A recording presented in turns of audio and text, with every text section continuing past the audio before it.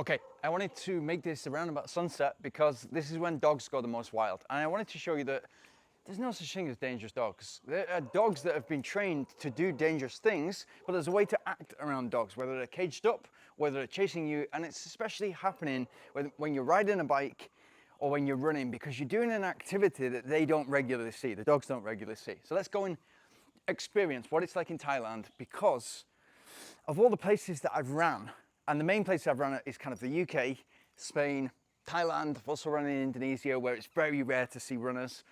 You're going to have most problem with animals. I'm just looking at my cat looking at me right now.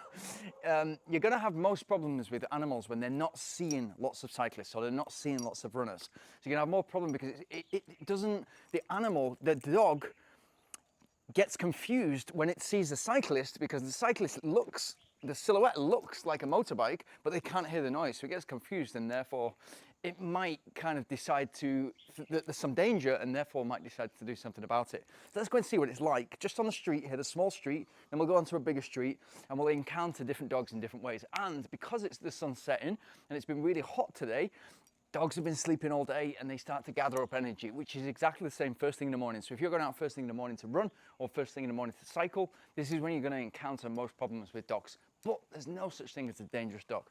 Let's go.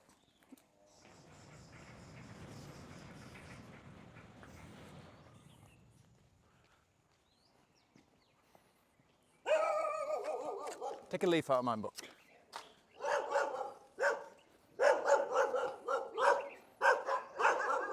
So,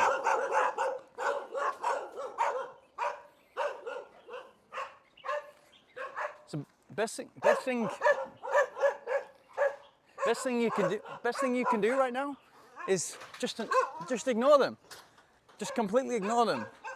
They're just animals that have been locked away in a cage all day. They don't want to do that. They want to be roaming free, as a lot of dogs in Thailand are just roaming free, but they've been locked away, so they've got a lot of energy. They're under the shadow there. They've got even more energy than the typical street dogs. Street dogs are a little bit more, pose a little bit more of a dangerous threat in Thailand because there is rabies here in Thailand.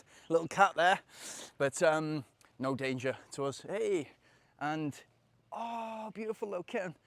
I should stop really filming and play with this kitten, but so usually a typical street like this, there's going to be dogs. Look how beautiful it is. Like, this takes us on to rice paddy fields, and it's a perfect start to a run in the morning. So it gets you out of bed, it gets you onto the trail really, really quickly. But if there's animals around, they're going to be confused as to why you're running. They're going to be confused as to why you're running, and that to them poses a danger threat, so they'll do something about it. But if they come towards you, there's a dog in this corner, big, I think it's not a bull terrier, a pit bull, big bull, pit bull. Pick up. Looking. People have an issue with this type of dog, and they think it's a dangerous dog because it's a pit bull terrier. There's no such thing as a dangerous pit bull terrier. It might have had silly owners that have treated it in a certain way, so it's become aggressive, but pit bulls are some of the most friendliest dogs you can possibly meet. That looks energetic. It's a big dog. It could ruin your day if it's that way inclined, but it's not going to ruin your day if you just kind of, when it's coming towards you, you stop running, you let it know that you're no danger. You put your hand out like that. If it decides to even claw onto you, it's not going to really lock its jaw onto you. But it's likely, once you kind of put your hand down, it's likely to just, oh, okay, this is a person. It's not like a foreign object running, which is posing any threat. So it's likely to step away from you. The one time you will have most problems in Thailand is if there's a group of dogs and they hang out in packs, of course, because that's how they're hardwired. But even when you've got a pack of dogs and they're maybe surrounding you, which I've seen in situations, and I've heard about people getting bitten and cyclists getting bitten, and it happens from time to time because the animal is frightened and it's doing something about it. It's not doing it because it's malicious or vicious in any way. It's just kind of part of its nature. The way to do it is just stop and deal with the situation head on. So if you're going to go out there and run, you've got to get used to these situations. There's going to be cars that are stupid. There's definitely a bigger danger and threat from humans than there is dogs all day long. So if you come across dogs, just handle the situation. Put your hand down, just let them know that they're okay. Speak in a low like a low voice. You don't need to shout at them. If you're going to shout at them, they're going to get more aggressive. And just let them know that you are no threat and you're there as a friend. If you let the dogs know that, even if there's a pack and there's going to be that pack mentality, there's likely to be a leader in that pack. So it's like any situation. If you take out the leader or if you make friends with the leader, you're going to be okay. Let's see if there's any more dogs along this path. It's so beautiful. Just over there, just dodge the midges. Most of the streets are just really super quiet like this. And then you'll have, I mean, look at that, how the sunset is reflecting on the rice paddy field. It's beautiful. Lots of midges out, lots of mosquitoes. Mosquitoes at this time of day, way more dangerous than a dog. Way more dangerous. And you can hear dogs all over. There's dogs over there, dogs back there, dogs over there. You cannot kind of like, it's much more common.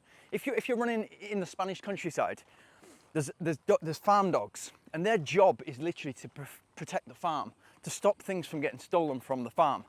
So they're likely to be doing their job, which is essentially being a deterrent in the same way a camera is or barbed wire is. They're a deterrent for you going onto that land. So they'll be aggressive only to a certain point. As soon as they've got you off their land, as soon as they've got you away so that you're moving in the right direction for them, they're completely fine. Of course, you're going to get the outlier. You're going to get the odd dog that pushes it a bit too far. But isn't that true of anything? Whether it's a frog, whether it's a human being, whether it's, you know, a family member, it happens in all circles. So this shouldn't be a shock to us. You have to learn, if you're going to be a runner, if you're going to be a cyclist, you've got to learn to deal with those situations. If you're going to be angry, when you're riding the bike, if you're going to be angry every time a dog comes to attack you, you're going to be angry all the time. And I prefer not to be angry. I prefer to be calm. And so if you have a situation where there's a dog and you're running along, just stop for a second, pause your watch. It's annoying when it's an interval session, you really want to push on and build some fitness, but just handle the situation. Put your hand down, and last thing I will say is kind of a last resort. If you do need to get out of a situation, the best thing that I've found is if there's a pack, and I've had it, I usually get it really early in the morning when I've kind of been cycling, and it's, as I said, the dog is, they're not used to a cycle without an engine. They're used to motorbikes. There's lots of motorbikes in Thailand, but there's not cyclists as many, and so the dogs will get super frantic, etc. A really good solution is if they're in a pack and they're surrounding you and you feel like you're under threat, obviously don't go to the ground, but if you get down and you kind of pretend to pick up a stone, or pick up and just, you'll notice that the dogs kind of move away, and that's an easy way to give yourself 5 meters so that you can move in the direction that they want you to move in, which is away from anything that they've got going on.